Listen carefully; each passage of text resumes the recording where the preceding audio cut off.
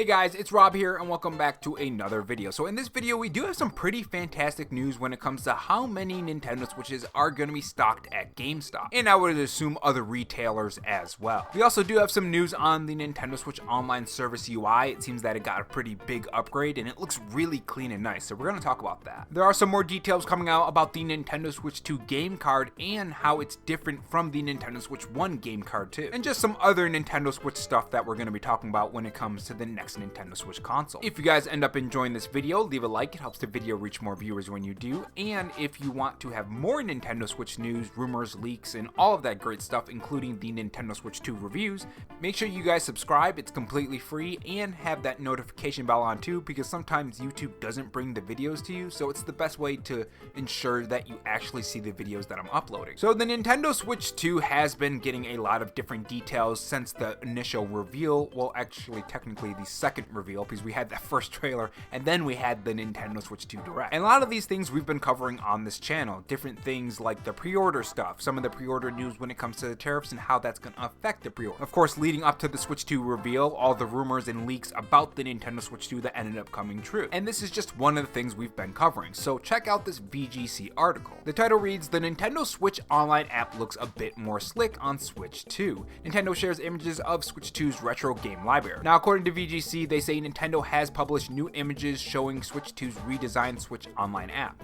The app, which is accessible from the home menu, allows users to see its library of retro games, change settings, and view subscription status. And the images are gonna be on your screen right now. And I would say it looks pretty clean and nice. Now, the Nintendo Switch Online service is gonna be getting some games later this year as well. GameCube games coming to the Nintendo Switch Online service. That's gonna hit on June 5th. And on launch, you're gonna be able to have The Legend of Zelda Wind Waker, Soul Calibur 2, and F-Zero GX. And of course, Nintendo showed that little slideshow of games that are coming later on. Games like Mario Sunshine, Pokemon XD Gale of Darkness, and Colosseum, that was also on there as well, which I'm really excited for. Now keep in mind that the GameCube games are going to be exclusive to the Nintendo Switch Online service. That is on the Nintendo Switch 2, so you will need a Nintendo Switch 2 to play GameCube games specific. Now, one question I do have for this is this going to be available for the Nintendo Switch 1 as well, or are the Nintendo Switch 1 players going to be using the old UI? Now, there is a question that you really have to ask here. Is this also going to be available for Nintendo Switch 1? Because remember, the Nintendo Switch 1 has over 150 million players, so that's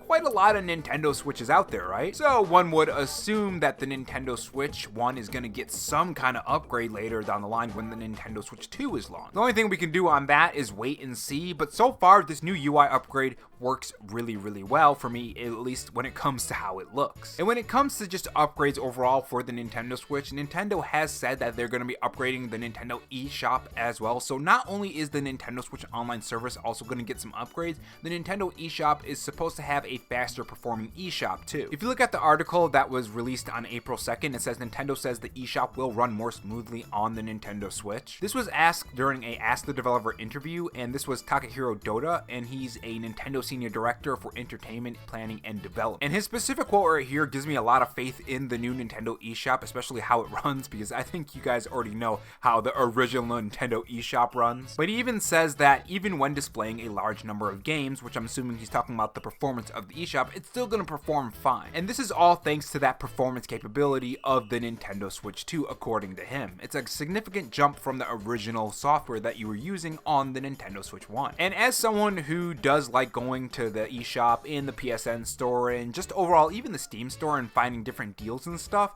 I do find it kind of frustrating using the eShop. Sometimes I'll avoid the eShop altogether, even if it's just kind of looking for games that maybe I want in the future. I just don't do it because the eShop just runs really slow on the Nintendo Switch 2. It's a pain in the butt to use. So it's good that the Nintendo Switch 2 UI is getting upgraded in various places. Now when it comes to the home screen, it seems like that's not changing too much. South40k over on Twitter has this to say, and this was 10 hours ago, at least at the time of this recording. The Switch 2 home screen looks perfectly functional, but I still want fun Nintendo themes. There is so much negative space begging for customization, and I think that's a good point. What I really want on the Nintendo Switch 2 is customizable themes. We have the power for it, why not, right? I mean, even on the Nintendo Switch 1, I still don't get why we didn't have some sort of customization, even if it was just kind of like changing the color palette of certain things on the UI. Like, even that would have been fine. But we didn't really have any of that. Now, with the new power, according to Nintendo themselves and people people who work with Nintendo and just overall the expectation of better hardware, that means that we have more power to play with, so why not have at least some sort of theme system, right? There's no point on why we shouldn't have that. I mean, we had fantastic themes on the 3DS. So I'm hoping Nintendo does end up giving us better themes when it comes to the UI and not just like these two different options. With that being said, we do have some more Nintendo Switch news for you guys. So over on Twitter, Nintendo has some pretty interesting looks at the Nintendo Switch 2 cartridge when you compare it to the Nintendo Switch 1. So if you look at this picture right here, they say confirmed Nintendo Switch 2 game cards do have a notch. Now I assume this is so you can't put it in the Nintendo Switch 1. Obviously playing Nintendo Switch 2 games on the Nintendo Switch 1 isn't possible. So there is going to be a difference with the game cards aside from colors too. I mean, the colors makes a lot of sense, especially since it's backwards compatible and you don't want to confuse the two. So it's good to see that there's some visual difference other than the obvious big Nintendo Switch 2 logo on it. Moving on to our next bit of news when it comes to how much Nintendo Switches you're going to expect at GameStop stores. So according to Nintendo, they say according to some GameStop sources, most GameStop stores, I don't know why I said GameStop scores, GameStop stores are expecting 100 Switch 2 consoles available at launch, but games and accessories will be extremely limited. So I'm assuming the reason why games and accessories will be extremely limited, well, at least when it comes from the accessory side, because apparently a lot of the accessories are going to be manufactured in China, and as of now, the tariffs when it comes to that apparently are really high because both countries are just going back and forth, something like that. I don't know. I don't really care too much about politics. I'm just trying to focus on the game side of things. But things from China are essentially more expensive, so maybe that's why the accessories would be more extremely limited. Maybe someone in the comment section can explain that better than me. The interesting part is games are going to be limited. Now, I know I've been to GameStop multiple times and they do say they do get limited games, so this is not a new thing. There have been plenty of times where I've gone to GameStop and I don't pre-order the game and they say, yeah, you should have pre-ordered it because we only got like 10 copies or something. One good example is the new Warhammer game. Not now, obviously, but at launch, it took so long for them to get copies. And every single time, for a couple of weeks actually, I kept going back and they kept saying, yeah, we don't got any copies. It's unclear whether this is due to the tariffs or not, but just so you know, if you do want Nintendo Switch accessories, more than likely they're going to be more expensive, and also the games are going to be limited, so pre-ordering might be in your best interest when it comes to Nintendo Switch 2 games. I know a lot of people don't like pre-ordering, but as it stands now, it might be actually useful now because it might be hard to get copies later on. Just thought I'd put that little warning out to you, just from my own experience and just what's happening now. But 100 consoles per GameStop, that's pretty good. Now, we've heard that Nintendo is trying to make sure that there's enough stock at launch for everyone. So it's going to be pretty interesting to see, especially myself included, because I am in the US, and that means once those pre-orders go live, whenever that's going to happen, Nintendo still hasn't told us that yet. I may pre-order one. We'll see. Again, money is a factor here, but who knows? Maybe one of my videos will do really well. You never really know, right? But as I was saying, it's going to be interesting to see how much are actually at the store and how easy it's going to be, because it really does sound like Nintendo is trying to make a lot of them available.